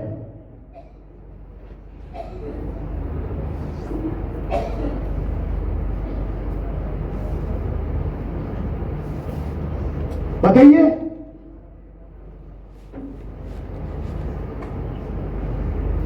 अच्छी सुनो, लड़की का रिश्ता है। लड़का क्या करता है? सरकारी नौकर है। अरे वाह, सैलरी कितनी है? 60,000। अरे वाह, जल्दी से तैयारी कर, लड़का देख के आएंगे कल के कल। अरे मेरे को एक बात बताओ, आप जिस भी लड़के को ढूंढ रहे हो, सरकारी दामाद को या आपका बेटा 60,000 महीना कमाता है, आप में से कितने माँ बाप या कितने नौकर सरकारी गवर्नमेंट जॉब वाले या प्राइवेट जॉब वाले हैं जिन्होंने अपनी सैलरी को बचा बचा के अपना बैंक बैलेंस 2 करोड़ कर लिया?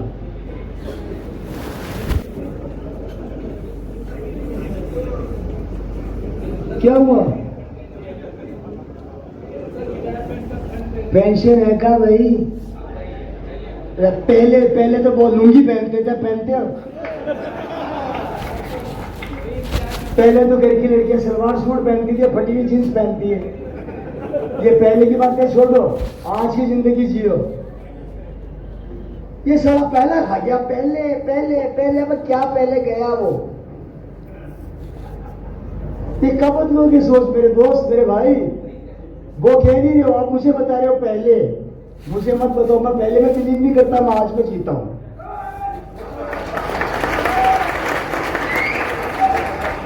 अरे जो पहले था वो गया, कब तक दिन उसको लेके बैठे रहेंगे।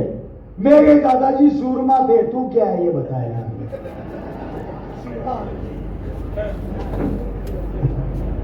वो थे, वो कर गए, हमने क्या किया। अब तो पेंशन भी खत्म हो गई लो साहब। अब 60,000 किस काम का। कौन करोड़पति बना सैलरी बचा के। सैलरी एजेंटीज खर्चों में दी जाती है। मैं राइट या रॉन्ग। हेलो, 65,000 70,000 कमाने वाला प्राइवेट और सरकारी आदमी पूरी जिंदगी जॉब करता है, 70,000 कमाता है, साल के एंड में बैंक का बैलेंस होता है कुछ नहीं। उसके बाद 65 साल की उम्र में होता है रिटायर। ऐसा 70 लाख रुपए मिलता है भाई साहब उसको। कितना? 70 लाख में से 50 लाख वो मकान का कर्जा चुकाने, मकान बनाने में खर्च कर देता है। 10 लाख रुपया वो अपनी बेटी की शादी में खर्च कर देता है। कितना हुआ? 60 लाख। और 10 लाख रुपया वो अपने बेटे की एजुकेशन में या उसकी शादी में खर्च कर देता है। मतलब 65 से 75 साल की उम्र तक आते आते उसका बैंक बैलेंस हो जाता है मुर्गी का अंडा। पूरी जिंदगी जॉब करने के बाद सैलरी बचा नहीं सका और पेंशन पैसा जो मिला वो घर के खर्चों में चला गया और पेंशन हो गई बंद। 75 साल की उम्र में वो बूढ़ा आदमी घर के कोने में बैठा बैठा अपनी बहू से बोलता है, बहू 2 कप चाय पिला दे। तो बहू बोलती है, चुपचाप कोने में बैठे रहो, टाइम होगा तो पिलाऊंगी।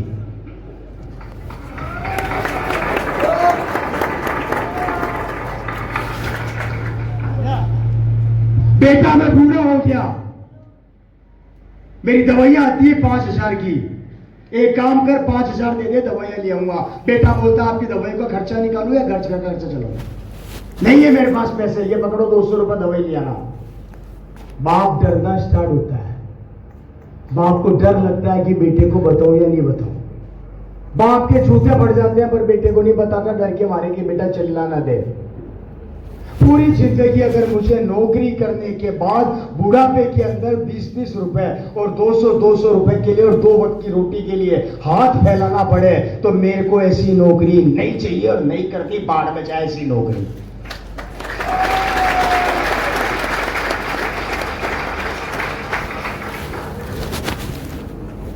कैसी लगी नौकरी? तो करो, जिसको बढ़िया लगी वो करो। आपकी भी जरूरत है। सारे आरसीएम करेंगे तो फिर आप जैसे हम कहां ढूंढेंगे। मेरे पीछे से कौन बोला मुझे नहीं पता और मैं देखना भी नहीं चाहता। बढ़िया लगी? आप सोच कर देखिए क्यों अपने टाइम को किल कर रहे हैं। और अब मैं कंपेयर करता हूं उसका आरसीएम से। 65 से 75 साल की उम्र में जब उसका बैंक बैलेंस 0 होता है तो आरसीएम का एक डायरेक्ट सेलर उस आदमी को जाकर बोलता है, क्या हुआ अंकल? अरे बेटा बुढ़ापा आ गया, अब तो बेटा घर के कोने में बैठा बैठा है, बस भगवान राम का नाम लेता रहता हूं। समझ गए? अंकल खर्चा कैसे चलता है? बस बेटा बहुत अच्छा, 2 वक्त की रोटी बहू दे देती है, 2 वक्त चाय टाइम पर मिल जाती है, दवाइयां मिल जाती है, और क्या चाहिए बूढ़े आदमी को। अब ये वो बोलना नहीं चाहता पर मजबूरी में बोल रहा है। और तब 65 साल की उम्र में एक आरसीएम का डिस्ट्रीब्यूटर उसको जाकर बोलता है, अंकल 65 साल आपने अपने दिल की कर ली, 5 साल आरसीएम कर लो और टेक्निकल पे खड़े हो जाओ। इस पे खड़े हो जाओ, टेक्निकल पे खड़े हो जाओ, 60,000 रुपया महीना अकाउंट में आना चालू हो जाएगा। और जैसे ये 65 साल का आदमी 5 साल की मेहनत के बाद 60,000 महीना कमाना चालू करता है तो उसकी बहू बोलती है, अजी लेडी जी खाना किस समय लेके आऊं? जब आप बोलोगी तब ले आऊंगी। आपके कमरे में एसी लगाया कि लगाया? लेडी जी आपकी सेवा करूं या ना करूं? उस समय लेडी जी नहीं बोल रहे होते, उस समय वो 60,000 बोल रहे होते हैं। 65 के हो जाओगे तो भी आएगा, 60 के हो जाओगे तो भी आएगा, 65 के हो जाओगे तो भी अकाउंट में आएगा, 75 साल के हो जाओगे तो भी आएगा, 100 साल के हो जाओगे तो भी आएगा। और धरती छोड़कर जाओगे तो अपने बेटे को बोलकर जाओगे कि अब तू चला। जवानी सिक्योर, बुढ़ापा सिक्योर, बच्चे सिक्योर, खुद सिक्योर, आने वाली पीढ़ियां सिक्योर और मेहनत मात्र 5 साल की। अगर इससे बेहतर व्यापार आपके पास हो तो मुझे बता दो। और नहीं है तो मेरी सुन लो।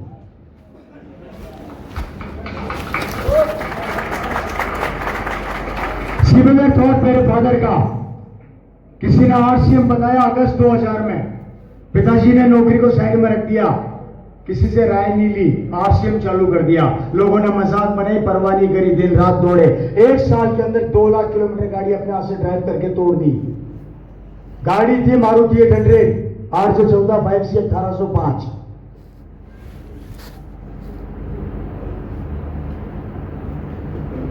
शुरू का 1 साल दिन रात मेहनत करी। उस समय मात्र कपड़े का किट आया करता था, 5 पैंटें आया करती थी, और वो 5 पैंटें मैं मेरा परिवार जमीन पर बैठ के पैक किया करते थे। मेरी मदर ने, मेरी बहनों ने और मैंने जमीन पर बैठ के वो 5 पैंटें पैक करी है। 1260 रुपए का किट आया करता था उस समय। आपको तो कई लोगों को शायद वो दिन ही नहीं पता। कागज से गत्ते का किट आया करता था, ब्लू कलर का, जो जयपुर में बना करता था। ये रवि शर्मा अपने पिताजी के साथ मोटरसाइकिल पे बैठ के किट घर लाता था पकड़ के ऐसे।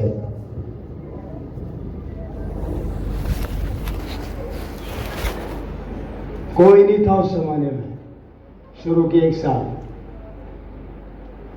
नेट 1 साल बाद मेहनत करी, और पिताजी का 1 साल बाद चेक हुआ 1,27,000 रुपए का 1 महीने का। सब कुछ साइड में रख दिया, परिवार, बच्चे, सब कुछ। और मेरे पिताजी एक बात बोला करते थे, अगर ओपी शर्मा कचौरी बेच बेच के 25,000 महीना कमा सकता है, तो ये ओपी शर्मा एक दिन 25 लाख भी कमा के दिखाएगा। दिन रात चलते गए, भागते रहे, मुड़ के नहीं देखा। फरवरी 2013 मेरे फादर का देहांत हुआ, 23 फरवरी 2013 को। पिताजी दुनिया में नहीं रहे। उस समय मैं खुद आरसीएम बिजनेस में, आरसीएम व्यापार में नहीं था, आरसीएम अभियान में नहीं था। अब मैं देता हूं मेरा इंट्रोडक्शन। मेरा नाम है रवि ओपी शर्मा और मैं बिलोंग करता हूं जयपुर से। क्वालिफिकेशन के अंदर बता देता हूं, BSc IT in computers, MBA sales and marketing Europe. Europe का एक देश है इटली, और इटली का एक शहर है मिलान, वहां से। उसके बाद diamond graduate international gemology institute, जो वर्ल्ड की नंबर 1 कंपनी है, उससे मैं डायमंड ग्रेजुएट भी हूं। मैं डायमंड डिजाइनर हूं, मैं ज्वेलरी डिजाइनर हूं। ये मैंने डिग्री उठाई बेल्जियम से। 1 साल बेल्जियम रह के मैंने ये पढ़ाई करी, और बेल्जियम से इंडिया आते ही मैंने खुद का डायमंड का बिजनेस चालू कर दिया। मैं अच्छा खासा व्यापार कर रहा था ज्वेलरीज का, लेकिन उसको मैंने वाइंड अप कर दिया। मेरे पिताजी अक्सर एक ही बात बोला करते थे, आरसीएम से बेहतर कुछ नहीं, और मैंने वही स्टार्ट किया। 1 साल बाद मैंने इस बिजनेस को, फादर के तुरंत बाद मैंने मेरे पास 3 ऑप्शन आए थे। पहला गवर्नमेंट जॉब, दूसरा ट्रेडिशनल आरसीएम, अपने ये सरकार खुद का बिजनेस डायमंड्स का, और तीसरा आरसीएम। दोनों को वाइंड अप किया और आरसीएम चालू कर दिया। आरसीएम स्टार्ट करते ही उसके बाद से लेके अभी पलट के नहीं देखा। लगातार पिछले 13 साल से लगातार इस अभियान का हिस्सा हूं। या तो मैं पागल हूं या इस कंसेप्ट में दम है। आज मेरे पास सब कुछ है। अगर आपको पैसों की परिभाषा समझ में आती है तो रवि शर्मा आरसीएम बिजनेस का सबसे बड़ा पिन अचीवर है। I am the star diamond और पूरे आरसीएम। आपको टर्नओवर की बात समझ में आती है तो वो भी समझा देता हूं। मेरी दोनों लेगों का टर्नओवर है 50-50 करोड़ से ऊपर महीने का, मतलब 100 करोड़ बिजनेस वॉल्यूम। अगर मैं बात करता हूं एमआरपी से तो मेरी 200 करोड़ से ऊपर की सेल हर महीने होती है आरसीएम में। आपको स्ट्रक्चर समझा देता हूं। मेरी एक तरफ है मिस्टर सुरेंद्र वत्स और दूसरी तरफ है विजेंद्र सिंह राठौर, और दोनों डायमंड है।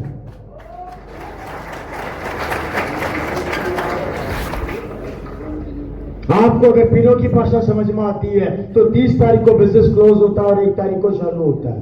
1 तारीख की सुबह 5 बजे 6 बजे में होता हूं टेक्निकल पर्ल की पिन पे, 9 साढ़े 9 बजे में होता हूं लगभग स्टार पर्ल। 1 तारीख की सुबह 9 बजे, 11 बजे के आसपास में इस बिजनेस का एमरल्ड होता हूं। 12 साढ़े 12 बजे मेरे पास स्टार एमरल्ड की पिन होती है। 2 बजे के आसपास में रूबी होता हूं, और शाम को 3 साढ़े 3 बजे में स्टार रूबी बन जाता हूं 1 तारीख को, और शाम को 9 बजे में होता हूं सफायर। अभी बिजनेस कितने दिन का हुआ है? अभी 30 दिन पड़े हैं। पैसों की भाषा समझ में आती तो वो भी समझा देता हूं। 6 लाख रुपया महीना जीएसटी भरता हूं, इनकम अलग है।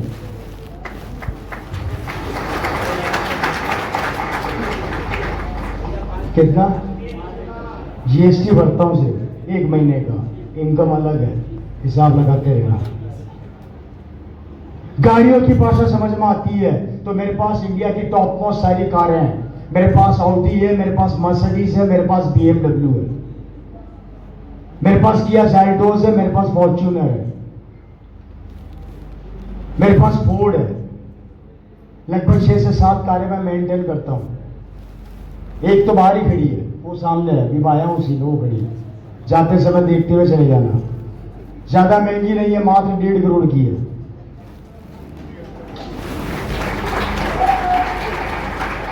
कितने की है? 1.5 करोड़ की है। BMW X5 गूगल पे सर्च कर लेना। 1 करोड़ 10 लाख, 1 करोड़ 15 लाख की बिलिंग, इंश्योरेंस और सब कुछ मिला के 1.5 करोड़ की गाड़ी पड़ती है। वो बाहर खड़ी, ज्यादा महंगी नहीं है। 45 से 50 हजार का ये टायर आता है। इतने में लोगों की मोटरसाइकिल की किस्तें निकल जाती है, मोटरसाइकिल आ जाती है। ये गाड़ी की बता रहा हूं।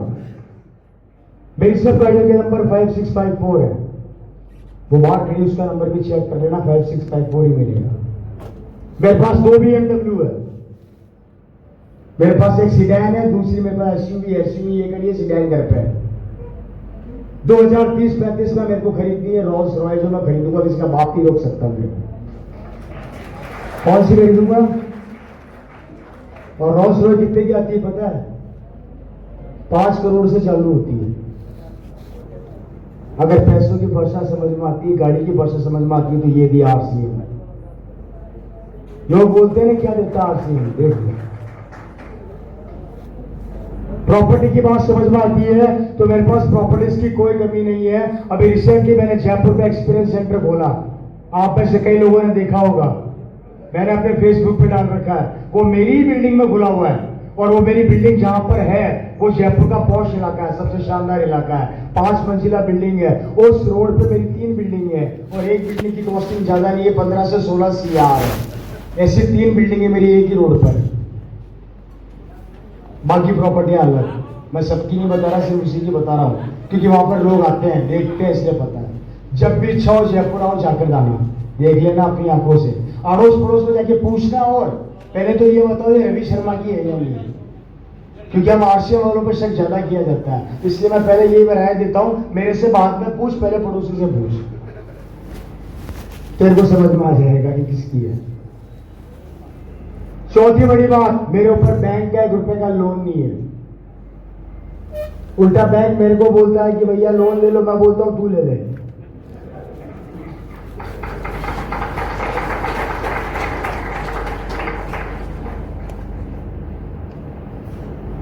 उसके बाद भी यहां पर आके आप लोगों के लिए प्रोग्राम कर रहा हूं, पागल नहीं हो, क्योंकि मैं चाहता हूं हर घर में एक रवि शर्मा हो। ये मेरा सपना है, ये मेरा सपना है। और कोई भी चीज इंसान की पकड़ से बाहर नहीं हो सकती। बस चाहिए तो जुनून और जज्बा। नेगेटिव लोगों को अपनी जिंदगी से उठा के फेंक दो बाहर। अरे जो आपसे 5,000 का सामान नहीं खरीद सकते, वो जिंदगी में क्या आपका साथ देंगे? हटाओ ऐसे लोगों को यार, नहीं चाहिए। सारा खुद भी नेगेटिव मुझे और करेगा।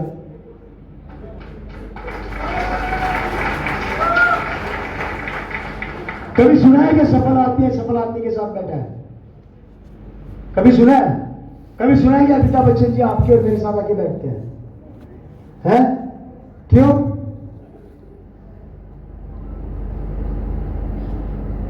एक सफल आदमी हमेशा सफल लोगों के बीच में जाके बैठेगा। हम लोग क्या करते हैं, असफल लोगों की राय लेते हैं। हमें मजा आता है जब तक कोई एक आदमी ऐसा हमारे बीच में ना जाए ना, जब तक वो हंसी ना करे, मजाक ना करे, हमें नींद नहीं आती। वो ऐसी गंदी सी कोई बात बोल देगा, 4 लोग हंस लेंगे, हाँ मजा आ गया, माहौल बना दिया हमने। अबे तुमने माहौल नहीं बनाया, तुमने अपनी नेगेटिविटी का प्रूफ दिया कि तुम कितने बड़े नेगेटिव हो। कमियां ढूंढना बंद करो, कर्म करना चालू करो। और गीता में भी लिखा है, कर्म किए जा, फल की इच्छा मत कर। तू अपना कर्म किए जा, देने वाला वो बैठा है।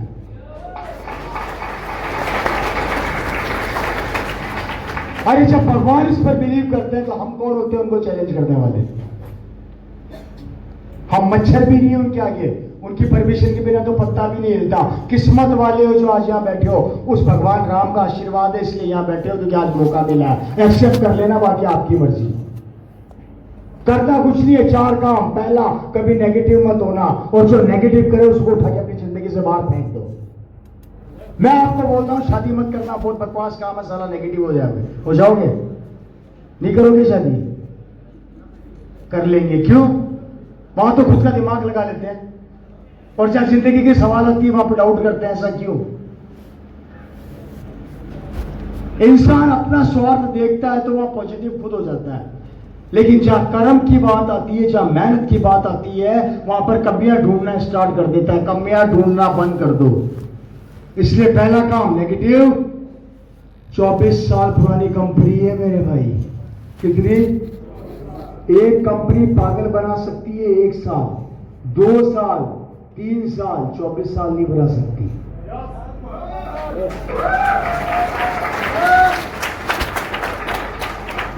कपड़े से चालू हुई, किससे चालू हुई?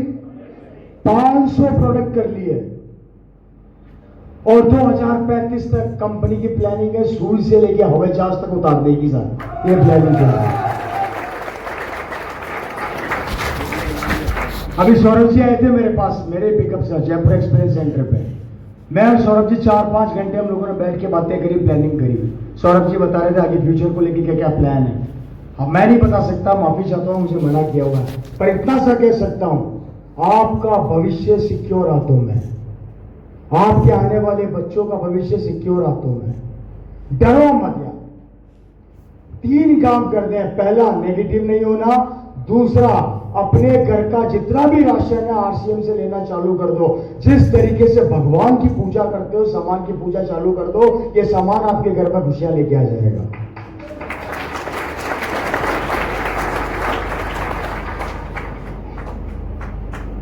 शुरू के 5 साल आप आरसीएम को चेक करते हो, और 5 साल बाद आरसीएम आपको चेक करता है।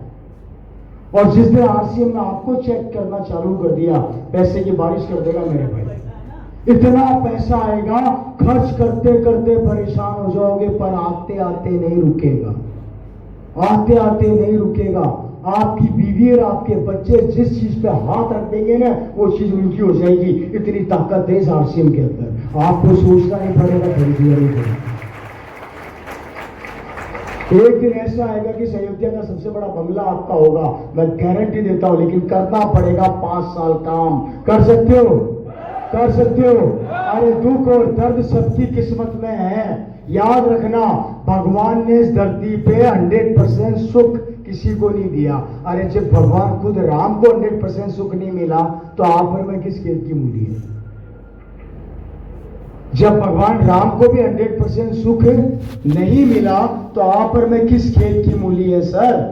उनको भी संघर्षों का सामना करना पड़ा, उनको भी अपनों से लड़ना पड़ा, उनको भी चैलेंज का सामना करना पड़ा। तो साले हम कौन होते हैं? खुशकिस्मतों की चैलेंज है तो सही जिंदगी में, नहीं होते तो क्या करते हैं?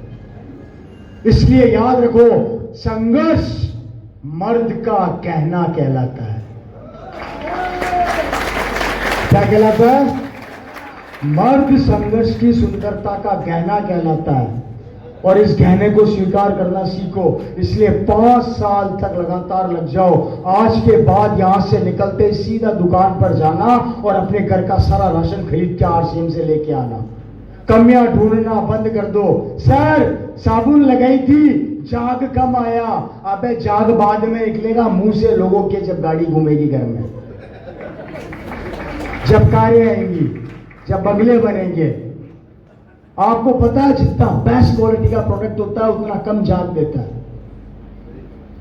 सर खाने के तेल में धुआं नहीं निकला, निकलना था, धुआं कहां चला गया? नकली खा खा के आदत ही ऐसी पड़ गई, इसलिए हजम ही नहीं हो रहा। Right sir? बात समझ में आ रही है? तीसरा काम ये करना। और चौथा काम, आज जिसने भी आपको इनविटेशन दिया उसके ना धो के पीछे बढ़ जाओ कि भैया मेरे को आरसीएम ज्वाइन करा, मुझे इसका मार्केटिंग प्लान देना सिखा, इसके प्रोडक्ट की मेरे को जानकारी दे और मुझे आगे कैसे बढ़ना है वो रास्ता बता। जब तक वो नहीं बताएगा मैं तेरे को चैन से जीने नहीं दूंगा, क्योंकि जिंदगी मेरी है और मुझे आगे बढ़ना है प्यार से। और यही समझाते समझाते हम लोगों को 25 साल हो गए, 25 साल, 2 दशक से ज्यादा हो चुके हैं। जिनको समझ में आया इतिहास बना दिया। और आप मिले होंगे ऐसे कई लोगों से यहाँ पर जिनकी कहानियां आपने सुनी होगी। कोई कहां से निकल के करोड़पति है, कोई कहां से निकल के करोड़पति है, कोई कहां से निकल के अरबपति बन गया। कोई कमी नहीं है दोस्तों, सिर्फ एक चीज की कमी है, वो है अपना खुद से किया हुआ कमिटमेंट, अपना खुद से किया हुआ वादा। परवाह मत करो कि आपके इधर बैठा क्या कर रहा है, परवाह मत करो आपके इधर बैठा हुआ क्या कर रहा है। एक ही चीज समझ लो, मुझे करना है और नंबर 1 जाना है, दैट्स इट। फिर भी समझ में नहीं आता, सुबह 6:30 बजे गुरुकुल की त्रिलोकचंद छाबड़ा जी खुद क्लास लेते हैं। आ जाओ उसके अंदर, आपको 25 साल का अनुभव वहां मिल जाएगा। वो गुरुकुल की क्लास कैसे अटेंड करनी है वो आपको आपके सीनियर बता देंगे। दूसरा, बार बुक्स अवेलेबल है क्या गुरुकुल की? बार आरसीएम गुरुकुल की किताब पड़ी हुई है, लेकर जाना। उस किताब के अंदर आदरणीय टीसी छाबड़ा जी के 25 साल का अनुभव है, और ये एक सफल आदमी का अनुभव है। मैं किसी असफल आदमी की कहानी नहीं बता रहा, मैं सफल आदमी की कहानी बता रहा हूं। वो किताब लेके उसको ढंग से पढ़ना। गुरुकुल की किताब दीजिए मुझे, सिर्फ गुरुकुल की नहीं है। गुरुकुल की बुक्स बाहर अवेलेबल है, आप उनको लेकर जाना। आपको लिटरली उसके अंदर सारा निचोड़ मिलेगा कि किस तरीके से आप अपने इस अभियान को बहुत बड़ा कर सकते हैं। दोस्तों, अभियान अब इसलिए बोला जा रहा है, अब यहाँ लोग पैसों के लिए काम तो करते ही हैं, पैसों के साथ साथ यहाँ पे एक आम आदमी की सेवा किस तरीके से की जाती है और उसके लिए आरसीएम कैसे तत्पर हर जगह खड़ा होता है, उसकी भी बातें उसमें लिखी हुई है। एक लेडीज को जरूरत है ब्लड की, यहाँ मिलता है। एक महिला को परिवार की जरूरत है, हमें यहाँ मिलती है। साला हमारे होते हुए हमारी किसी बहन बेटी को हाथ लगा के तो बताए, हाथ तोड़ के रख देंगे, इतनी ताकत रखता है आरसीएम अभियान अपने यहाँ। तो सब शिक्षा आपको यहाँ मिलती है, यहाँ आपको माहौल मिलता है जिससे आप आगे बढ़ सकते हैं। यहाँ आपको वो लोग मिलते हैं जो आपकी सोच को डेवलप करते हैं। यहाँ पे आपको वो लोग मिलते हैं जो आपके आने वाले भविष्य को सिक्योर करते हैं। आपको यहाँ पे वो लोग मिलेंगे जो कभी आपको नेगेटिव नहीं होने देंगे। बस आपका साथ और आपका हाथ और आपका कमिटमेंट हम लोगों को चाहिए। अगर आपका हाथ, आपका साथ और आपका कमिटमेंट अगर हमें मिल गया तो गारंटी है इस अयोध्या को हिंदुस्तान की धरती के ऊपर सबसे बड़ा शहर बना के छोड़ेंगे। बात समझ में आ रही है? लेकिन विश्वास पैदा करना पड़ेगा। इसलिए मैं अपने पुराने दोस्तों और नए मित्रों से ये कहना चाहूंगा, सोचना बंद कर दो, कर्म को करना कंप्लीट कर दो। और रवि शर्मा वादा करता है, मैं वादा करता हूं आप लोगों से, जितना मेरे को पैसा आया है उतना तो आपको भी आएगा। वहां तक की गारंटी मैं स्टाम्प पे लिख के दे सकता हूं,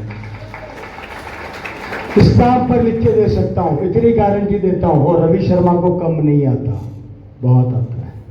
राइट सर? इसलिए आगे बढ़िए, सपने पूरे कीजिए, कमिटमेंट पूरे कीजिए, डरिए मत, रुकिए मत, थकिए मत, घबराइए मत, सोचिए मत, टारगेट सेट कीजिए, काम चालू कर दीजिए, लगातार उसके ऊपर फोकस बनाए रखिए।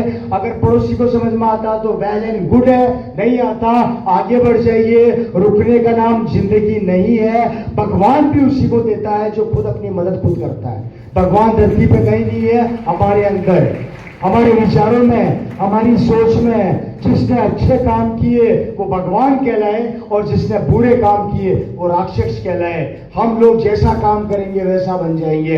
अगर आप लोगों के लिए काम करोगे तो लोग आपके लिए दुआएं करेंगे। और इस दुनिया में सबसे मुश्किल काम है दुआएं कमाना, प्यार कमाना और इज्जत कमाना। और आरसीएम ये सबसे पहले देता है। मुझे आज मालाएं पहनाई गई, मुझे आज ये सम्मान दिया गया। ये सम्मान मैंने मांगा नहीं था, चला के दिया गया। ये है आरसीएम जो आपको सम्मान भी देता है, प्यार भी देता है और इज्जत भी देता है। क्योंकि आपकी वजह से लोगों के घरों में पैसा जाता है और आपकी वजह से परिवारों के घरों में खुशियां जाती है। इसलिए यहाँ पे वो सब कुछ मिलता है। जिसकी कल्पना आप कल्पना भी नहीं कर सकते। लेकिन ये तभी संभव होगा जब हम मिलके एक ही दिशा में सोचेंगे और एक ही दिशा में काम करेंगे। तो एक दिन ये सफलता आपके कदमों में पड़ी होगी और आपके सबके सपने पूरे हो रहे होंगे, सबके सपने पूरे हो रहे होंगे। और इसी के साथ मैं उम्मीद करता हूँ आप लोग आगे बढ़ेंगे, अपने लक्ष्य को प्राप्त करेंगे, मेहनत करेंगे और हम आपके साथ ऐसे ही बने